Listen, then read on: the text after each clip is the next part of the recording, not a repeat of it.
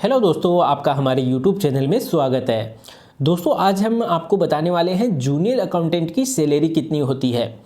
जब उसकी जॉब लग जाती है तो पहले 2 साल का समय जो प्रोबेशन पीरियड होता है, इसके दौरान कितनी सैलरी मिलती है और आफ्टर प्रोबेशन पीरियड अर्थात 2 साल बाद में कितनी सैलरी मिलती है, क्या महंगाई भत्ता मिलता है, मकान किराए की राशि कितनी मिलती है और इसके अलावा प्रमोशन किस तरह से होता है, तो पूरी चर्चा इस वीडियो के अंदर हम करने वाले हैं। वीडियो अंत तक ज़रूर देखिएगा।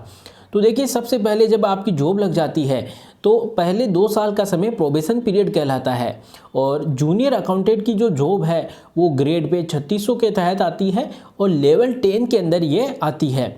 अब हम देखते हैं प्रोबेशन पीरियड में आपको कितनी सैलरी मिलेगी।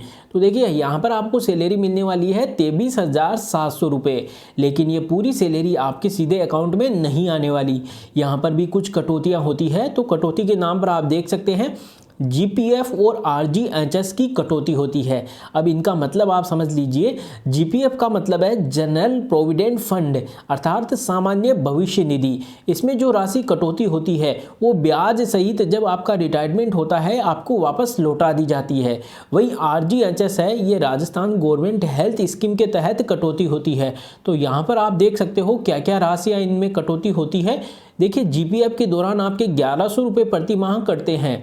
वहीं आरजीएचएस के अंदर आपके 658 रुपये प्रति माह कटते हैं और इस तरह से कुल मिलाकर आपके 1758 रुपये की प्रोबेशन पीरियड के दौरान कटौती होती है आपके जो बैंक अकाउंट के अंदर। अब देखिए कुल कितने पैसे आते हैं, तो जो 23,700 रुपये थे इसमें से 1758 रुपये आप अलग कर लीजिए, काट लीजिए, तो इस तरह से आपके 21,942 रुपये आपके अकाउंट में आते हैं। ये पहले 2 साल के अंदर आते हैं और इसके दौरान आपको और कोई महंगाई भत्ता, मकान किराया ये नहीं दिया जाता। लेकिन 2 साल बाद में जब आफ्टर प्रोबेशन पीरियड में आपको क्या होता है कि आपकी बेसिक सैलरी अच्छी खासी बन जाती है।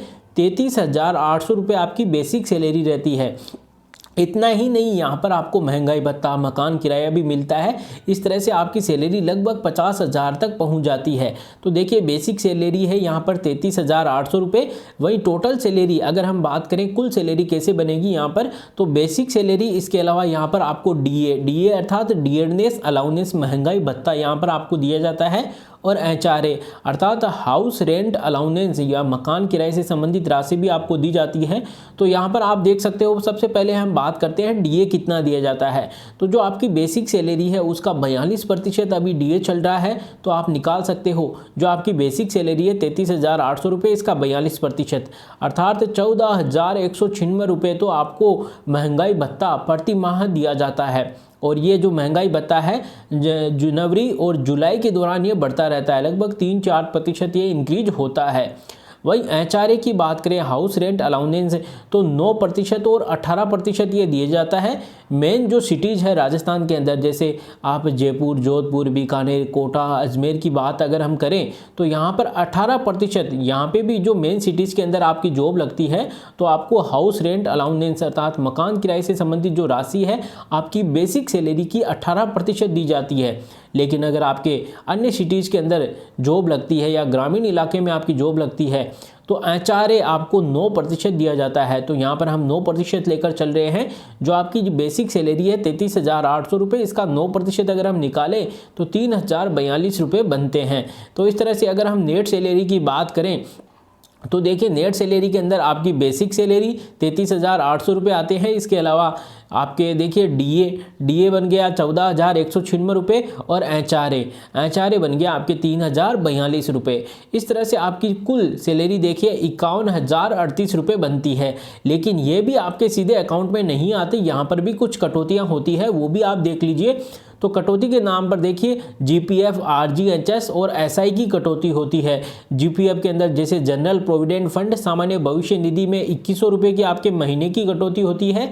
वहीं RGHS Rajasthan government health scheme के तहत आपके 658 रुपये की कटौती होती है और एसआई अर्थात यहाँ पर इंश्योरेंस भी आपका चालू हो जाता है, स्टेट इंश्योरेंस, तो उसके तहत आपके 2200 रुपये प्रति माह की कटौती होती है।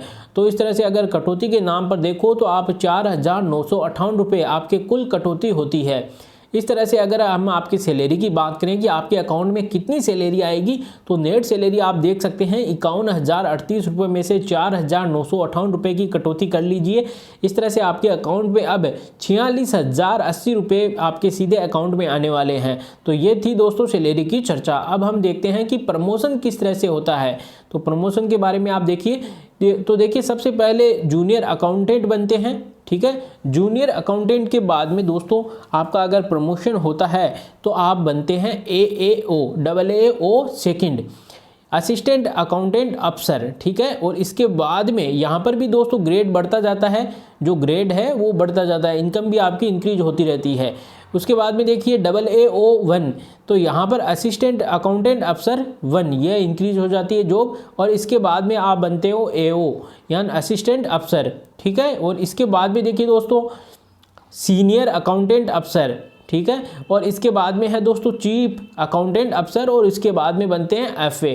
तो इस तरह से यहाँ पर दोस्तों ये पोस्ट है वो इंक्रीज होती रहती है।